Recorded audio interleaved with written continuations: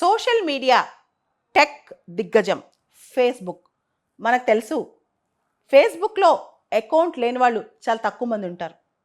In fact Facebook అనేది ఒక టైంలో యూతను మొత్తం కూడా ఉరూతలుప్పేసింది. ఇలాంటి ఫేస్బుక్ ఈరోజు కూడా మనందరం దానిలో సభ్యులుగా ఉంటుంటాం. ఫేస్బుక్ అకౌంట్స్ ఓపెన్ చేస్తూ ఉంటాం అనమాట. ఇప్పుడు దాన్ని మెటా అని పిలుస్తున్నారు.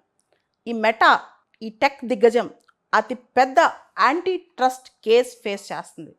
ఏంటా యాంటీ ట్రస్ట్ కేస్? ఇక్కడ మెటా అంటే ఫేస్బుక్ $1 బిలియన్ ఖర్చు పెట్టి ఇన్స్టాగ్రామ్ కొనుక్కుంది 2012లో. తర్వాత $19 బిలియన్ ఖర్చు పెట్టి వాట్సాప్ని ఎక్వైర్ చేసింది 2014లో.